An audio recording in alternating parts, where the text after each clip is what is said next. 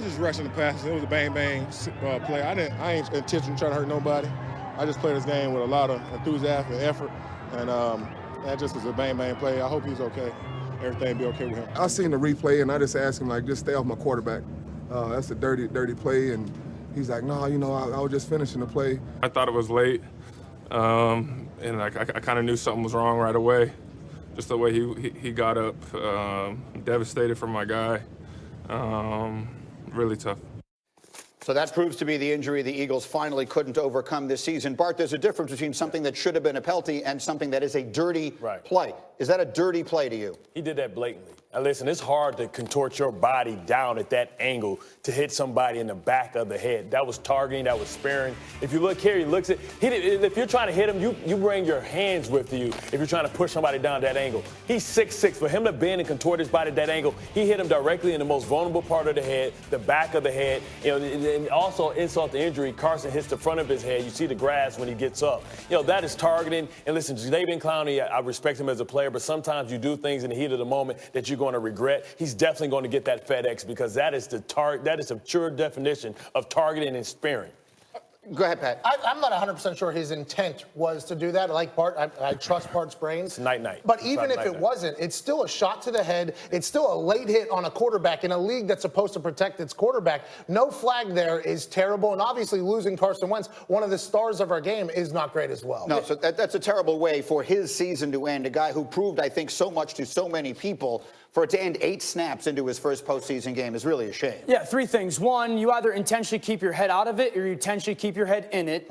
2, the fact that spearing is initiating contact with the crown of the helmet. But 3, for everybody that is using the Carson Wentz injury yesterday on a questionable shot to the head, to rehash the Carson Wentz can't stay healthy argument, respectfully, you should be ashamed of yourself because this is a shot to the head. This is a freak thing that happens. This is not a sprained ankle of him being reckless as a player. This is not him running extra and trying to be somebody that he's not or trying to be a superhero. People took this as to rehash that argument. You should have a long look in the mirror as you lay your head down at night to recheck what's important to you or how you view things. All right, that's fair. Let's go to the other side. Let's talk about Seattle here because their season goes on. Russell Wilson, obviously dynamic and brilliant, and they have an emerging superstar, it feels like, on the outside in DK Metcalf. No, they absolutely do, and going into this game, I knew he'd be a huge factor for 2 reasons. He's big, he's fast. Russell Wilson throws the deep ball phenomenally. And, oh, by the way, the Eagles are horrible at defending the deep ball. They don't make plays on a football. So I wasn't surprised by this. I was surprised they never took more shots down the field. What I'm really impressed is about how Russell Wilson talks about his study habits because this is a cover 0 blitz that you have to be on the same page with your quarterback. And they put it in Russell Wilson's hands, all-out blitz. They're trying to hope that you get an incomplete pass or you have the clock stops. The kid goes up, high points the ball. You have to really tip your hat off for him. He was overlooked by a lot of teams, didn't believe in him, thought he was just a workout warrior. He's proven that he is a great football player. An absolute stud. And I think this upcoming weekend against the Green Bay Packers, you said the Philadelphia Eagles were bad at the deep ball. The Packers are actually the worst ranked team against the deep ball in the playoffs right now. And the Seahawks are number 1. So I like the Green Bay Packers. I think they enjoy winning ugly. They've been my team. A lot of Aaron Rodgers slander has happened at this desk, and I've gone to bat for him. But that DK Metcalf deep ball from Russell Wilson could be the differentiator of this game coming up in Lambeau. And quickly, Dan, you were at this game, and you were telling me watching Wilson in person, you were particularly impressed. Just the stuff he does to create plays for this offense. He accounted for 95% of the yards. The Seahawks yesterday had 19 yards that Russell Wilson did not account for. 19.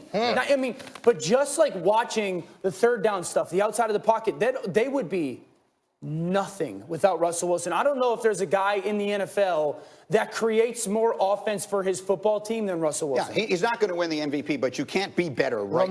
He's one next week. I understand what he said. Let me get to the other storyline today. Those are the 2 playoff games. We'll go back to Saturday as well, but there is more news this morning. As was first reported by our Ed Werder last Thursday, the Dallas Cowboys officially announced yesterday that head coach Jason Garrett will not return next season.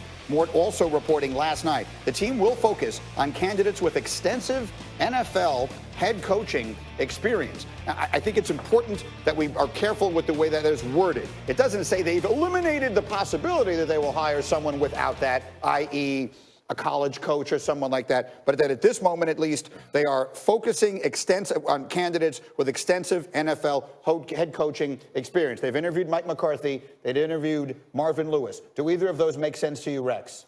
Hey, who cares if it makes sense to me or not? I mean, get it. they're gonna go back and hire the, unfortunately, it's not the best guy. It's the guy that Who's the is best going to guy? be. No, I mean, who knows? I mean, I honestly thought it was going to be Lincoln Riley. Bring in some assistant coaches with him. But if they go this route, it's still Jerry Jones' team. So That's why I keep saying that they are focusing on candidates. Yeah. There's a big difference between focusing and hiring. Absolutely. What do you think? Focusing means our first couple interviews are going to go with coaches who have NFL experience because we want to get them out of the way. Marvin Lewis did a lot at Cincinnati, could never get over the hump, obviously. Mike McCarthy has been acting as if he's a head coach this year. The Mike McCarthy project that Tom Pelissero put out is absolutely incredible. I agree with Rex Ryan, though. I think this trend of young coaches, upstart coaches, especially with an offensive mind like Lincoln Riley coming in there, reinvigorating that entire team, that entire offense. Get with Dak, get with Zeke, Amari Cooper, all the weapons that they have. And also, if you want to keep an NFL coach in there, bring in a guy who has a lot of experience on the defensive side of the ball to run that team, to show Lincoln Riley what it's like to deal with an NFL roster and an NFL locker room on a day-to-day basis. That would be Rex Ryan. I would have Lincoln Riley as the head coach, Rex Ryan as the assistant head coach and defensive coordinator. And I think Jerry Jones would not only have the most electric team in the NFL, but Rex Ryan as an assistant head coach and defense coordinator for the Cowboys is something I am all the way here for. I'm with you, but I like my team here at ESPN. Oh, really? Unless it's $4 million, Jerry. The refs ran off as soon as they alerted that it was a touchdown and didn't even go for review, and that's something that I'm sure the league will come out with the new rule next year. Aren't all touchdowns reviewed, especially in overtime? That's on. I'm sure the league will say something about it, or maybe they won't. Hear from Al Riveron, the NFL Senior VP of Officiating, who briefly, I'll underline the word briefly, reviewed the play from the league's command center in New York. He said there is contact by both players, but none of that contact rises to the level of a foul. This is consistent with what we've done all year long.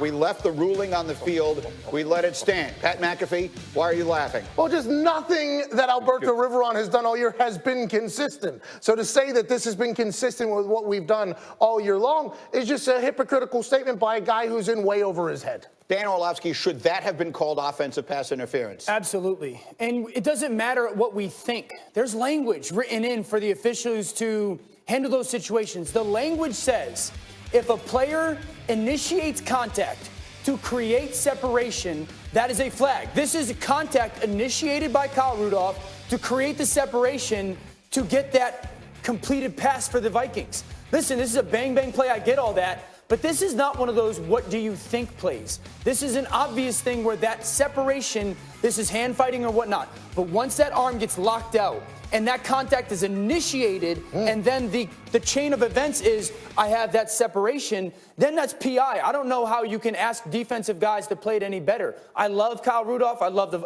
all that. That's PI. The specific wording in the rule book, initiating contact with an opponent by shoving or pushing off, thus creating separation. But Rex, you were telling me you think the defender makes a mistake on the play as well. He does make a mistake because right there, you got to, after the guy catches the football, you got to be going berserk. I mean, that's what you should have done Selling there. it. He's got to sell it like crazy. Why? I mean, it happened. Don't just and then give it one of these. Oh, no, you've got to go absolutely berserk in this situation. That would have made our guy, Alberto Riveron, sit back and say, I better call something. There's no consistency with that guy, though. Did you coach that? Did you coach your players Absolutely. to sell that call? Dang right. If you're in that situation, hey, that's it. You've got to. I think the biggest problem here is just 1 year ago, the rule was instituted in the Superdome due to a situation against the Saints, right? So you would think a year later in a playoff game, win or go home, that they would at least take a look at it. I think optically, for them not to pause the game, just to get a second look at, even if they don't overturn, even if they say, hey, both of them are hand fighting, things like that, I think just the thought of them taking a little bit deeper of a look, a second look, is just much better than what they chose to do, which is run off the field immediately and say, oh, nope, nothing happened. Let's act like that rule we put in a year ago to help the game doesn't even exist. More Alberto Riveron gang ruining everything. Let me get Bart in here. What do you think? I can't believe I'm in opposite where I got the offensive guys saying that the defenders,